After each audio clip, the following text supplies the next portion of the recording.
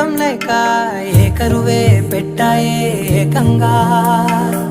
సంతోషాలన్నీ సెలవన్నది లేక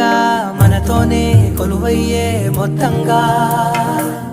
స్వాగతాలు లేని ఒంట్లో ఉండలేక విరహం కనుమరుగయ్యే